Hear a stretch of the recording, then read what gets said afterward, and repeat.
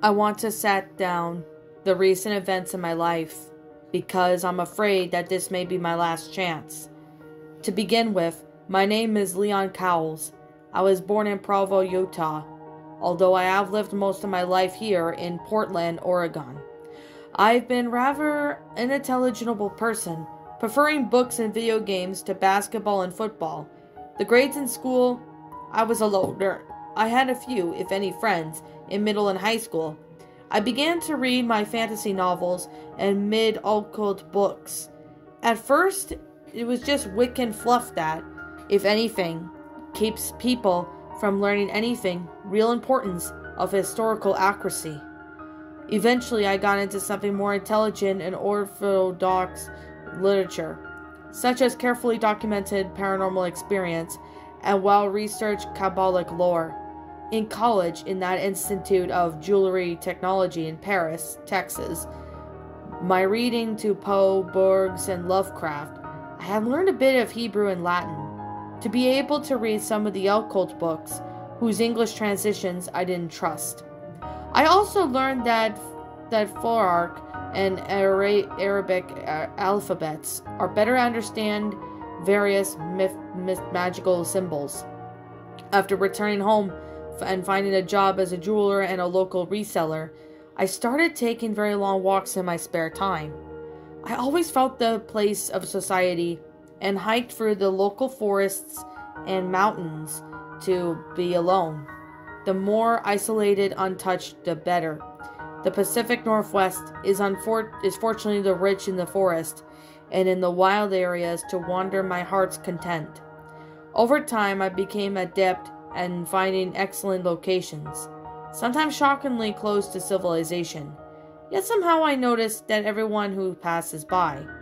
I've even run some ruins here and there, some amazingly close to town, but abandoned long time ago. Nonetheless, in a place that could be found on a no city map, only 10 blocks away from my house, I found an abandoned water reservoir along with several buildings left to slowly decay many decades ago. Beneath the rocky boot, I had found a long maze of natural caves, totally untouched by anyone so far, not by half a mile from the two largest freeways in the state. On an island of the Columbia River I swam to, I also found the ancient farmhouse and a barn, quietly decomposing for God knows how long. The places with ruins are my favorite, bringing much more solid feeling into the sense of loss and past I wonder I feel about the world. Not to my favorite, due to high foot traffic some days, but certainly very close to me, is the famous Forest Park, the largest city park in the world. It's more than 11 miles long and several miles wide in some areas. Yes, it covers more than 5,100 acres, and its name implies it is almost entirely covered in dense old-growth forest. It's easy to lose your way along the many miles of winding trails, and even more once I've gotten turned around myself, despite my experience outdoors. The forest park was a wild, beautiful place in the light of day, but at night, and certain especially overgrown groves were dense canopy bolts out of almost daylight. It has a sinister and feral reputation. Perhaps it's dangerous, and it lies in many fissures, canyons, and steep and often wet trails, or just because it has something to do with certain ruins of its depths. There is also the occasional reports of great cats. We have mountain lions in the area, who carry off small dogs and local animals. What the fact is that the danger is present in the forest park after the darkness falls.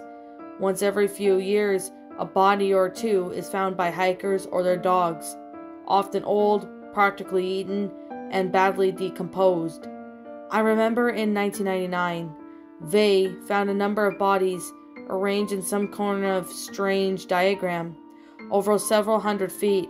Even this year in 2008, they have found only 2 corpses there. My own incident is at the forest park began one day on an early afternoon walk like a week ago. I was going hiking in the southern central region, only a few trails I have ever been on before. I'd planned on being out until the evening, so I brought along a lunch, iced tea, and my mini flashlight. One never knows when they'll be able to find a cave or ruin. A notebook. I parked the car at the lower Leray trailhead to set off at the edge of the creek, heading back towards the park. Along to my left, creek ended under the huge wooden lattice that held onto the large sewer pipe downhill, under the city and into the Willamette River. There is a rumor that Portland catacombs connected that sewer pipe at some point. Further along the creek is some kind of wooden walkway, raised 20 feet or so above water, and connected to some old crumbling manchery and right next to the stream. I have read that it used to be part of the original watershed that served Portland, and I guessed it was part of that. In the bed of the creek, several ancient stone walls, pieces of brickwood, were visible to those with a keen eye. Beyond a bridge and a little waterfall, off the trail, up the hill, and behind a huge pine tree, was a headstone with the name Oliver can be seen. No one has ever dug up that little grave, so no one knows who or what Oliver used to be. Further along the steep, rocky, and often slippery wet trail, one about a mile in, is the witch's house. This was once a public restroom, but in 1962 it was critically damaged by a storm and abandoned, rather than repaired.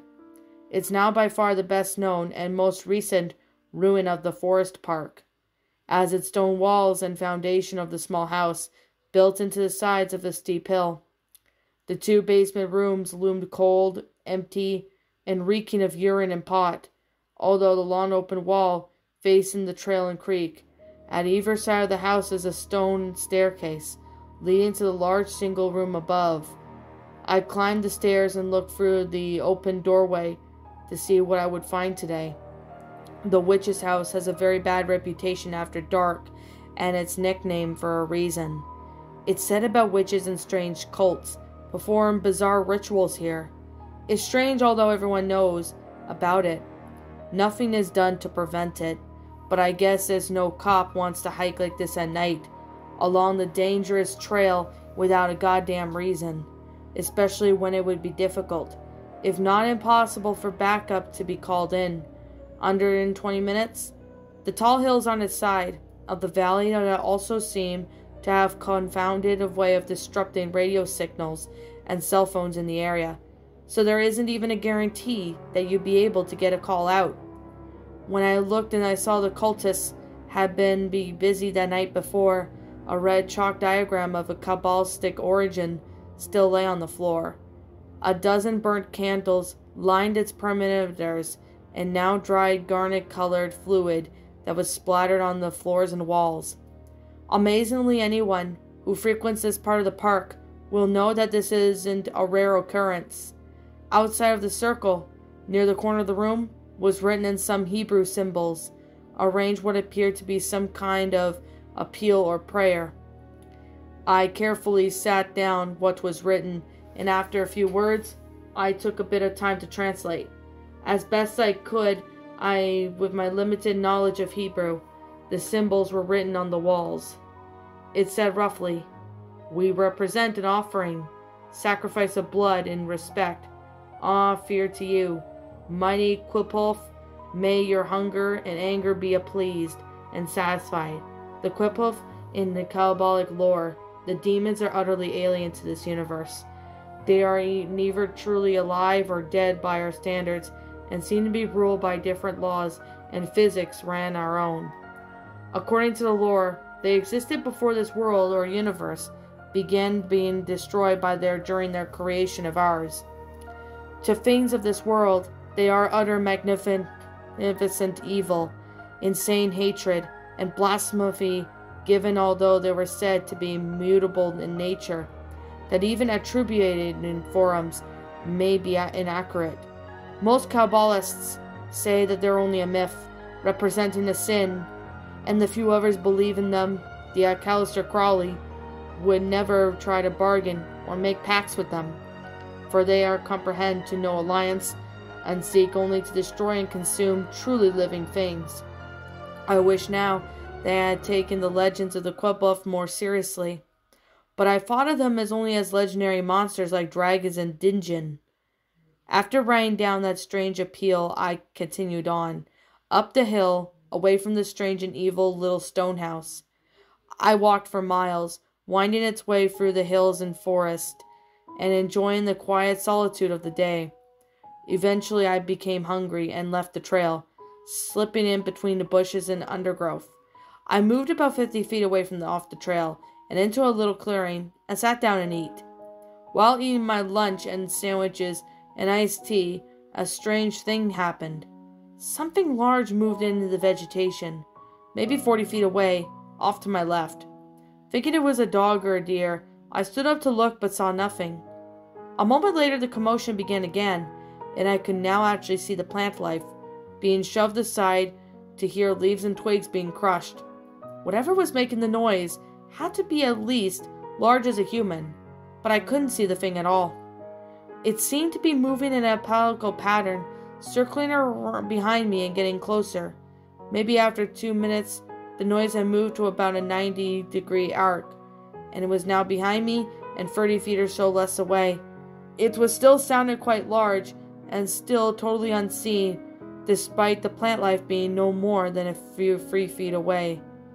At this point, I was quite alarmed and decided that I might not want to see whatever it was out there. I picked up my day pack and quickly moved to the trail off into the distance. An hour later, I had but forgotten my brush with all the unseen. It started to become dusk, although I didn't have a watch on, so I didn't know the exact time. I had begun to circle around the trails and head back toward my car, although I was walking a small, seldom-used trail that I have never been on before. As I was circling the little hill, I saw some kind of small stone pillar standing within the overgrowth, off the trail to my right. Always fascinated by the possibility of examining the forgotten artifact face, I went to see what it was. The pillar was a basalt column, about 4 feet high, with some extremely weathered inscriptions on it. The style of it looked like the art of the Pacific Northwest Indian tribes. It seemed to have a picture of a hairy pipe of whatever it was eating, rendering small humans. It made me think of their legends, of the old woman from the forest, who some whisper was the same as a Sasquatch, a large hairy ape, which would know spirit off young children, never to be seen again. About 40 feet I saw another obelisk, and that looked like identical to the one I just looked at. In between, I saw a large low circled block of concrete, and a couple of large basalt blocks with channels cut into their tops and sides. I couldn't decide the original purpose of the blocks what they were. The concrete cylinder looked like an old discant stern. It may be 15 or 16 feet across, but recently had been altered. The cement plate just served as a cap. It was almost like foot thick and practically removed. It had been lifted and slid to one side, leaving about a 3-foot gap into. Peering down into it, with the aid of my flashlight, I could see that it was about 33 feet deep and badly damaged by the hands of time or vandals. Handholds to be gouged eyes inside the wall, leading down into the Christian floor. The bed of moldering leaves and sticks covered the floor, which struck me as odd since the cap appeared to have moved extremely recently, and there wasn't enough late in the season for leaves to start falling away. I could also see 2 large holes in the cement tube, and at the bottom, one of the other side, one of the holes looked quite large, 6 or 7 feet, while the other looked quite a bit smaller, maybe 4 feet in diameter. Having no fear of the dark, enclosed spaces or heights, I began climbing down to further explore the new find. The door decaying of the plant, and possibly an animal, matter hung thick into the air, along with the deep scent of wet earth. Both holes led crudely cut into the rock and earth passages. I went into the larger one first, and followed it back to the hill. I'm not quite sure how long the passage was before it opened to a small chamber. Visually, it looked like it must have been 40 feet, or possibly more, but I completely passed it through only in 7 steps, which would only take me 20 or 21 feet. The little chamber was almost sepulchral, and it looked about 12 feet across. It looked like the nest of some large animal, with a bed of dirty rags and pale sticks on one corner. I saw a couple of shiny glimmers poking out of the pile and bent down to examine them. The first was an impressive amethyst crystal, about 6 inches long, with many tiny black and red inclusions suspended inside it. 6 sides, although looked natural, had been polished at the base and had been ground flat to the polish as well. Some of the strange glyphs have been engraved along the 6 triangular facets that formed into that point. Even though with my fairly broad knowledge of runes and symbols, I was at a loss to the origins of the symbols. They did look somewhat the pictographs I've seen on Central and South American coins and calendars. The crystal had another quality that made it odd, unique, and sinister in aspect. Whenever I looked away and could see the crystal with only my peripheral vision, the little red and black inclusions would seem to continue to life and start moving. The minuscule fish swimming about in the aquarium, but as soon as I would look at it, they would stop just being in them and just as them I had just seen them before.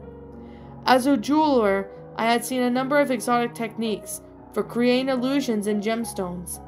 Some make it appear to be larger or brighter than they actually are. Some are cut in specific ways to conceal defects, reflect the double damage, or even appear to move within the setting. But I had never seen anything like this. Pocketing the crystal for later examination, I turned my attention into the other shiny bit, poking out from under the grimy rag. It was a watch from the 1980s. Its spring back band torn apart and its crystal cracked. A shiver went down my spine as I gazed and returned to a pile of the pale sticks. As I gingerly pulled one out and looked at it, I was horrified to see what I actually feared. What I was holding was clearly a human arm or leg bone, snapped in half, and many years old. Dropping once the human thing, I turned to retreat from this den of evil. When I got back to the Kirstern, I looked up to expecting to climb back out safely, but was momentarily paralyzed by fear when I saw something coming into the hole from outside. I shut off my flashlight and darted into the smaller tunnel to hide from whatever it was. It appeared to be a human figure, floating in midair and descending past through the concrete lid. Then it abruptly fell into the unmoving heap before me in sickening crunch splat. Quite obviously dead. It was a man, wearing torn and filthy jeans and an equally filthy flannel shirt and worn dirty sneakers. His eyes were open with a look of absolute fear that I would never be able to forget. His wild and unkempt beard was a sea of red, what must have been a peer of the terminal throat wound. Above I saw nothing. When the lid slowly began to grate shut, I could see the ghost-like shadow figure clinging onto the gouged handholds on the wall with its feet and the lid to its hands. It looked like a large black ape, with large bat-like ears, fanged canine-like snout, and immense cruel claws, long ropey arms. As the lid slid shut, seemed to be more and more corporeal, until before it all light failed, it looked completely opaque. I sat still for a moment, hoping to escape its notice, when a large weight filled the invisibility before me. Crushing my leaves and sticks, I heard a sliding sound, like a giant ragdoll being dragged around. Then a nauseous crunching and slurping noise that I thankfully couldn't see. Hoping that the nightmare fled before me, absolutely distracted, I began to slowly and blindly move towards the smaller tunnel. Unfortunately, with all the rubble and the shattered Christian wall about me, I nearly slipped and had to catch myself with my hand, making a small but audible slapping sound. The crunching and slurping instantly stopped, and the giant ragdoll fell into the ground. A sniffing sound then came with the crunch of leaves and the step closer than it had did moments ago. I knew I had found me, and my mind momentarily snapped. I would attack the unseen thing and at least not go down without a fight. I silently picked up the large rock, and I think about the size of the brick, and switched on my flashlight, hoping to catch the living nightmare by surprise. The surprise was mine, though. All I saw was a discarded corpse, and now even more reddened than it was before. Where was the black horror? Was it hiding in the Christian beyond my field of vision? Then another step was heard, crunching leaves and twigs. Even closer to me, I saw the leaves stir, but I couldn't see the monster. Unable to understand where it was or how to fight it, I threw my stone missile. With all my strength and fury of adrenaline flushed through my body. All at once the rock struck in the air like it deflected off to the side. A small spray of foul black fluid fell to the ground. An unearthly scream of pain and rage began not 10 feet in front of me. I turned and ran, and as I turned to retreat, I saw, from the edge of the flashlight's illumination, a huge ghostly ape clutching its face with its giant feral paw. I fled as I could to do whatever the tunnel led. My attack momentarily stunned the thing, I think, and it was unable to maneuver as its huge bulk through the small tunnel as I quickly could. The tunnel wound about and descended over the large distance. Miles, I think. It eventually broke through the never concrete wall and onto a wide drainage sewer, only slide definitively ascending from to the other descending. I could no longer hear the black fiend behind me, but I wasn't going to take chances. I pulled off my day back, taking only my notebook, tossed it down the sewer into the descending direction. Just at the edge of the water, I hoped this might mislead to the phantom ape and buy me a bit more time, should it reach the sewer wider water before I was finally able to find my way out. I ran in the opposite direction, taking care of the step, only the water, to help conceal my scent. The sewer water was about 7 feet in diameter, with the water flowing in a channel along the bottom. The water looked fairly clean, except for the occasional leaf or two. The little salamanders and crayfish scuttled out of my path as I went, making me pretty sure that I was in the sewer below the McLee trailhead. After maybe about a half a mile, I began to see a lighter patch of the darkness. Another minute, and I was in that sewer mouth, until under the giant wooden lattice. I had seen that earlier that day. Night had come to the overgrown valley while I was trapped underground. Except for that gurgling of the little creek, all the world seemed to be still and quiet as a grave. Fortunately, escape was possible for me through the wooden wall, near the middle of the lattice. Just above the water level, a large rock was wedged between the two beams. I was easily able to squeeze through a slightly enlarged gap, seeing both thin and flexible I was. Now that I was only 1,000 feet away from my car, I climbed the lattice back up the trail, now exhausted, and I kept moving as quickly as I could towards my goal. My pants were ripped in several places, and my hands were covered in scratches from that speed of desperate flight. But I was at least alive. I climbed back into my car, drove home, and collapsed into a deep, dreamless sleep. Somehow, I sleep better when under stress. I don't know why, but I do. I thought I was safe. I thought the nightmare was behind me. A week later, and I was starting to feel better. In the meantime, I had done some reading and research. I have decided that that thing I saw was a Creepypasta, ruled by the laws of the extinct universe.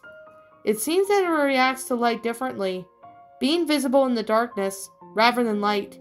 If those Indian columns are my indication of how long it's been around, then I would guess it's probably unaging and maybe not even be able to be killed at all. However, I'm sure that this thing is violent as it isn't around and active all the time, or the body count would have been hundreds each year. Perhaps it could only be alive at certain times, or under certain astrological conditions. But I don't know. The MFS baffles me. I can't be sure what the connection it has to the Qliphoth of horror. It may be that thing that binds into this world, like a golem's platitude, but it's not over. Earlier today, when I was looking into my backyard, I saw the bushes being moved around, and something stirring the fallen leaves on the grass. I watched carefully, and know what it was. No mirror, wind, or neighborhood cat. I know it has come from me, or the crystal, or both. I smashed the crystal moments before I started writing this. Now all I can do is just wait and see what happens, and pray to God that I survive.